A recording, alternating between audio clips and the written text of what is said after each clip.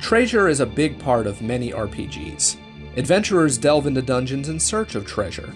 The golden cups and fist-sized gemstones they find then get taken back to town where they're sold for currency, most often coins. They then use said coins to restock on ammunition, rations, and other consumables, and possibly upgrade their equipment. With better gear in tow, the heroes delve into new dungeons to find more treasure, rinse and repeat. The treasure is one of the main motivators in many a TRPG, so it stands to reason that your game have an interesting currency system. Dungeons & Dragons has the gold standard for TRPG currency systems. Literally, it uses gold pieces to track wealth. Gold breaks into silver, which breaks into copper, and also electrum and platinum are involved sometimes. The exchange rate is most often in the tens because players don't want to bother with complicated exchange rates. No one wants to get back from a rough day of slaying goblins and trolls, then figure out how many talents makes a drachma or how many farthings in a rupee. If we look at 3rd edition D&D, the exchange rate between all coins is in the tens. 1 platinum coin equals 10 gold, which equals 100 silver, which equals 1,000 copper. 5e does the same, but reintroduces the electrum piece. First off all, it breaks the 10 rule. 1 electrum is worth 5 silver. Second hand, it seems that electrum is the coin most often nixed from games. Every D&D game I've been in has featured nary an electrum piece. Maybe everyone else loves electrum, but I've seen no proof of that statement. Back in the days of advanced D&D, a single gold piece was worth 20 silver and a platinum was worth 5 gold. Electrum is worth 20 silver, which means 10 electrum makes a platinum piece. So in 1st edition, exchange rate was in tens, but the gold piece was the one who broke that rule. Huh, weird. It seems that D&D's multiple coins divisible by 10 currency system is the most copied by other games. Pathfindus, Dungeon Crawl Classics, Old School Essentials, and Shadowdark all use slight variations of it. Then there's games that are content with counting coins, but they don't bother with different denominations.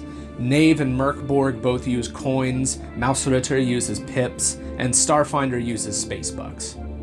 While not the farthest departure from how D&D does it, it's big enough to make a difference. This kind of currency system most often appears in games that don't consider money to take up space in your inventory. It makes sense in a sci-fi game like Starfindus where your spacebucks are digital, but if the game still uses coins, why don't they take up space?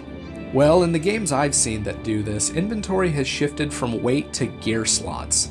Instead of calculating how many pounds your gear weighs, you get a number of item slots, much like a video game RPG. Some games don't care for counting coins at all. Abstract Dungeon does away with individual coins and instead opts for treasure dice, a vague amount of gold or similar valuables. There's other TRPGs that handle wealth this way, just don't ask me what they are. Abstract Dungeon is the only example I've found that does it that way. With the trend of making currency more vague, can it go beyond Abstract Dungeon? Yes, it can. Recently I was reading through a game called Crown and Skull RPG. It's an interesting tome, both layout-wise and gameplay-wise, but the thing that shocked me the most is that Crown and Skull has no money. It instead opts for hero points, which are used to both level up your character and equip them. Old school D&D follows a treasure equals XP system where each gold piece amounted to a single XP gained. Crown and Skull likely noticed this and decided to streamline the process and just make treasure and XP the same thing. The idea that the resource used to better your character is the same one used to buy armor, weapons, rations, and water clocks is just wild to me.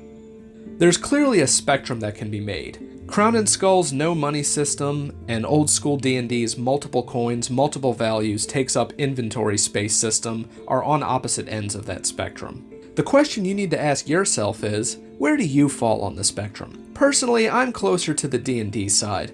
I like keeping track of every piece of minute equipment my character has.